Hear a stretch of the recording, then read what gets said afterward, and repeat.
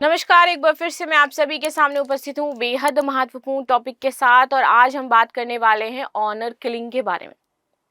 इस पर supreme court ने कहा है कि इनमें जो सजा मिलती है इसमें सुधार करने की आवश्यकता है और इन सजाओं को सख्त करने की आवश्यकता है। ऑनर किलिंग क्या होती है, कितने मामले अभी तक सामने निकल करके आए हैं, हर साल कितने मामले ऑनर किलिंग के आते हैं, क्यों सरकार ने ऐसा बोला कि भाई ऑनर किलिंग से संबंधित जो भी हत्याएं हो रही हैं उनमें सजा को हमें और भी ज्यादा सख्त बनाना है ताकि ऐसी चीजें ना हो। हम सभी देखते हैं कि ऑनर किलिंग जो है वो सबसे पहले तो नाम इसका बहुत गलत रखा गया है, which is honour killing. Honour मतलब सम्मान की खातिर किसी की हत्या कर देना और something like this, which is not good. यहाँ पर हम जनरली देखते हैं कि जब अंतर जातीय विवाह होते हैं या अंतर धार्मिक विवाह होते हैं, चलो धर्म तो फिर भी आप छोड़ दो, अंतर जाति विवाह यहाँ पर सबसे ज्यादा उच्च वर्ग निम्न वर्ग जो देखा जाता है, तो जो पेरेंट्स होते हैं वही जो बच्चे होते हैं उनको मार देते हैं। उसमें उनका भाई इन्वॉल्व होता है, कई बार माँ इन्वॉल्व होती है, कई बार पिता भाई पूरी फैमिली इन्वॉल्व होती है और वो उस एक इंसान की जान लेते हैं जस्ट बिकॉज कि उसने कहीं पर प्रेम विवाह किया, अपनी जाति से अलग जाकर के किया। आज भी इन 2025 21st सेंचुरी हम ये इस चीज से ओवरकम नहीं कर पाए हैं कि भाई कोई जाति नहीं होती। हम बातें बड़ी बड़ी करते हैं, हम योजनाएं लेकर के आ रहे हैं, हम हर एक जो डेवलपमेंट है उसके बारे में बात करें, लेकिन ये जो चीजें हैं इसको सॉल्व नहीं कर पाए। सुप्रीम कोर्ट ने भी बोला था कि भाई, इसीलिए उसने बोला था कि जाति प्रमाण पत्र में जाति नहीं लिखी जाएगी, क्योंकि 75 साल हो चुके हैं हमें आजाद हुए और अभी तक हम इस चीज से लड़ रहे हैं, इस चीज को अभी तक हम समाप्त नहीं कर पाए हैं। और इस पर हत्या की जाए तो ये बहुत ही शर्मसार बात हो जाती है। और इसीलिए अब सुप्रीम कोर्ट ने बोला कि भाई ऑनर किलिंग की जितनी भी सजाएं हैं उनको और ज्यादा सख्त किया जाएगा। इसमें आपकी क्या राय हो जाती है ये जरूर बताइएगा, ठीक है? यानी कि आपका क्या मानना है, और अगर कोई पेरेंट्स मुझे देख रहे हैं तो आपकी क्या राय हो जाती है इसको लेकर के, ठीक है? कि ये जो ऑनर किलिंग है और इसमें ये सारी चीजें की जा रही हैं उस पर आपकी क्या राय है वो जरूर शेयर करिएगा। सुप्रीम कोर्ट ने बोला ऑनर किलिंग पर सख्त सजा जरूरी है। तमिलनाडु के एक कपल की हत्या के मामले में 11 दोषियों की सजा बरकरार रखी गई और पीड़ितों को 5 लाख यहाँ पर मुआवजा भी दिया गया। तो सुप्रीम कोर्ट ने सोमवार को कहा कि ऑनर किलिंग के लिए कड़ी सजा मिलनी चाहिए और तमिलनाडु कि 2003 में एक कपल की हत्या की गई थी जहर खिला करके, उसके मामले में 11 दोषियों की सजा को यहाँ पर बरकरार रखा था। मामला क्या था? तो कोर्ट ने बताया कि भाई पीड़ित मुरुगेसन और कन्नगी को गांव के लोगों के सामने जहर दे करके मार दिया गया था। और ये हैं दोनों लोग, इनकी फोटो है, इनको जबरन जहर दिया गया, वो भी गांव के लोगों के सामने, ताकि एक एग्जाम्पल सेट किया जा सके। आप समझ सकते हो क्या मानसिकता होगी, ताकि गांव के लोग दोबारा ऐसा काम ना करें। और इन दोनों लोगों को, क्योंकि इन्होंने शादी करी थी, जहर दिया गया और मार दिया गया, ठीक है? ये घिनौना अपराध के मास्टरमाइंड महिला के पिता और भाई थे, उन दोनों लोगों ने काम किया। कन्नगी विन्नियार समुदाय से थी जबकि मेरुगन दलित थे और इसी वजह से ये सारे कार्य किए गए। मई 2003 में दोनों ने छिप करके शादी कर ली थी और इस वजह से इनकी हत्या हुई। जस्टिस सुधांशु धूलिया और जस्टिस प्रशांत कुमार मिश्र की बेंच ने कहा कि भारत में गहराई से जड़े जमाए जातिवाद व्यवस्था के कारण यह अपराध हुआ है और ये जड़ें अभी टूटने वाली नहीं है। और 50 साल देख लेना, आपको कोई ना कोई वर्ग दिख जाएगा जहां पर जाति की बात की जाए। और 50 साल मैंने बोला, मैं इस बात को अग्री कर रही हूं कि मैंने 50 ईयर्स ही बोला है। आप तब भी इससे अछूते नहीं रहोगे, आपको तब भी कहीं ना कहीं जाति दिखाई देगी। खत्म हो रही है धीरे धीरे। 75 साल जब हो गए तब हम अभी तक उसको नहीं हटा पाए हैं। आप समझ, 50 साल हमें लग जाएंगे इसको हटाने में, राइट? तो आज भी गांव में ऐसा होता है कि जब कोई दलित वर्ग आता है तो वो नीचे बैठता है। मेरे घर में होता है भाई, मैं लिटरली अगर आपको बताऊं, सो हमने देखा है कि हमारे गांव में ऐसी चीजें हो रही हैं। Even my father and mother जब वो ऐसे कार्य करते हैं तो मैं उनको कहती हूँ कि ये सही नहीं है, ऐसा नहीं होना चाहिए। तो वो कहते हैं कि ये गांव है, ये समाज है और उसके अकॉर्डिंग चीजें होनी चाहिए, वैसा कार्य करना चाहिए।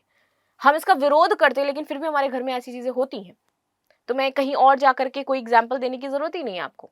जितने भी खेत में आपके काम कर रहे होंगे वो आएंगे, जमीन पे बैठेंगे, मालिक पैसा दे दीजिए, खेतों में सिंचाई करनी है।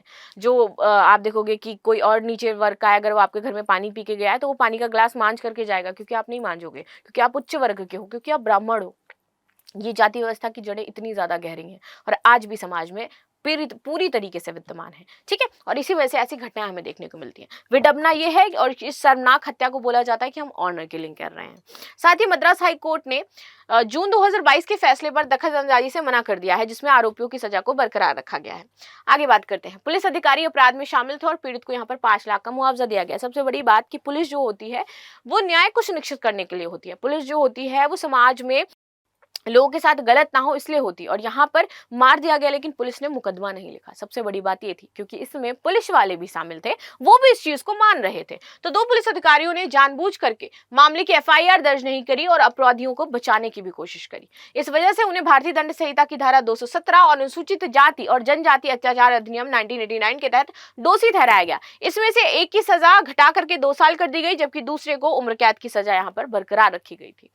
कोर्ट ने मुरुगेसन के परिवार को 5 लाख रुपए का अतिरिक्त मुआवजा देने का भी आदेश दिया, जो पहले दिए गए मुआवजे से अलग था। ये राशि तमिलनाडु सरकार देगी। 18 साल बाद ट्रायल पूरा हुआ, लेकिन सबसे जो दुखद बात ये है ना कि 18 साल लगे इस पूरे सिनेरियो को न्याय मिलने में। हमारे यहाँ पे जो न्याय है देखिए कितना लेट सुनिश्चित होता है, कितना लेट किसी को यहाँ पर न्याय मिलता है। तो 18 साल लगे इस पूरे मामले को। सुप्रीम कोर्ट ने बताया कि 2003 की घटना थी, लेकिन मुकदमा सितंबर 2021 में खत्म हुआ है जाकर के। मुरुगेसन के परिवार ने हाईकोर्ट का रुख किया, जिसके बाद अप्रैल 2004 में सीबीआई जांच सौंपी गई। दुर्भाग्यपूर्ण लेकिन सच्चाई है कि इस मामले में ट्रायल कोर्ट का फैसला आने में 18 साल लग गए हैं। भारत में आपराधिक न्याय व्यवस्था के ट्रायल में देरी आम बात है, ये बातें यहाँ पर कही गई हैं। इसी वजह से गवाह मुकरने लगते हैं, क्योंकि देखो जो गवाह होंगे इस केस के आए होंगे कि हाँ हम गवाही देने के लिए तैयार है। अब जब 18 साल हो गए तो गवाहों का भी फिर मनोबल टूटने लगता है, उनको भी लगता है कि यार नहीं जाना है, या फिर वो सोचते हैं मेरी लाइफ बहुत इजी गोइंग है, क्यों हम किसी से दुश्मनी ले, क्यों हम जाकर के अब गवाही दें। तो गवाह क्या होंगे, ऑफकोर्स वहां से मुकरने लगेंगे, और फिर उसके बाद धीरे धीरे केस कमजोर होता जाता है जब इतना लंबा समय हो जाता है। और कई बार इसी वजह से न्याय सुनिश्चित नहीं हो पाता है, जो पीड़ित वर्ग है उसको न्याय नहीं मिल पाता है। फिर भी कोर्ट का कर्तव्य है कि उपलब्ध साक्ष्यों का यहाँ पर निष्पक्ष निर्णय ले। साथ ही आदेश दिया गया कि जो अपराधी जमानत पर है वो 2 हफ्ते के भीतर सरेंडर होंगे और बच्ची हुई सजा काटेंगे। हत्या के मामले में 15 लोगों पर मुकदमा चल रहा था, जिसमें से 13 दोषी पाए गए थे। इनमें 11 को हत्या का दोषी करार दिया गया था और एक अपराधी को ट्रायल कोर्ट ने मौत की सजा सुनाई दी, जिसे हाई कोर्ट ने उम्र कैद में बदल दिया था। ये इतना संगीन मामला था। ऑनर किलिंग क्या हो जाती है, चलो ये समझ लेते हैं। ऑनर किलिंग परिवार के किसी सदस्य, आमतौर पर महिला की रिश्तेदार या समुदाय के सदस्यों द्वारा परिवार के कथित अपमान या फिर शर्म के जवाब में उसकी हत्या करी जाती है। अब किस सम्मान, कौन सा सम्मान आप बचाना चाहते हो, मुझे ये समझ नहीं आता। इसके पीछे का कॉन्सेप्ट नहीं समझ आता। आपने ऑनर किलिंग करी, राइट, आपने उस व्यक्ति को मार दिया, तो आपको क्या लगता है कि आपका समाज में तबका ऊंचा हो गया, लोग आपको अब अच्छी नजरों से देखने लगेंगे? बिल्कुल भी नहीं। आप एक हत्यारे हो, आप एक अपराधी हो, आप ये नहीं समझ पा रहे हो। और एक अपराधी को सिर्फ अपराधी की नजर से ही देखा जा सकता है कि आपने किसी को मारा है, और कैसे लोग आप पर भरोसा कर सकते हैं कि फ्यूचर में आप बहुत अच्छे हो गया। अगर किसी ने किसी को मार दिया है ना, तो उसकी मानसिकता आप कैसे डिफाइन कर पाओगे कि वो इंसान बड़ा अच्छा है?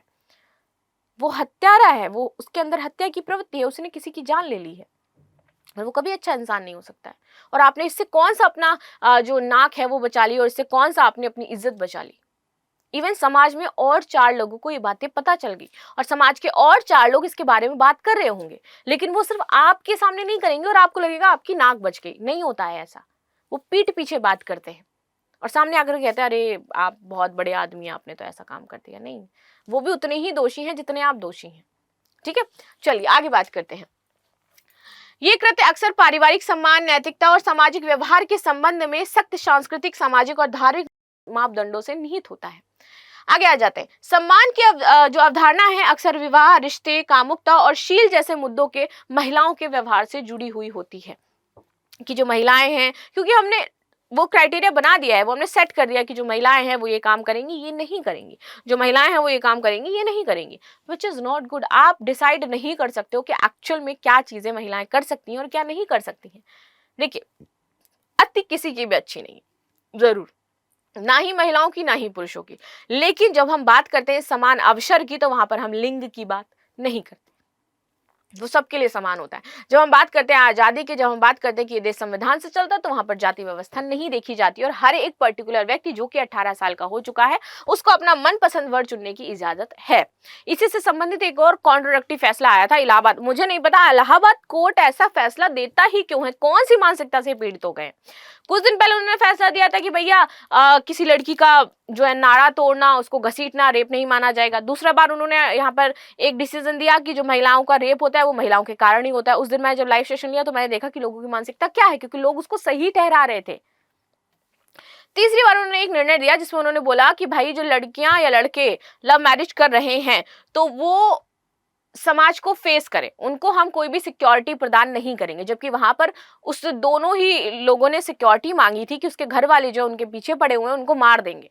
तो जब वो सिक्योरिटी मांगने गए तो हाईकोर्ट ने मना कर दिया कि नहीं, हम आपको सिक्योरिटी नहीं देंगे, आपने जो डिसीजन लिया है उसको आप खुद भुगतिए और समाज का आप सामना करिए। सीरियसली, जबकि कानून ये कहता है कि आपको सिक्योरिटी देनी पड़ेगी अगर उनकी जान को खतरा है तो, और आपने वहां पर सिक्योरिटी देने से मना कर दिया। ये डिसीजन आ रहे हैं आजकल।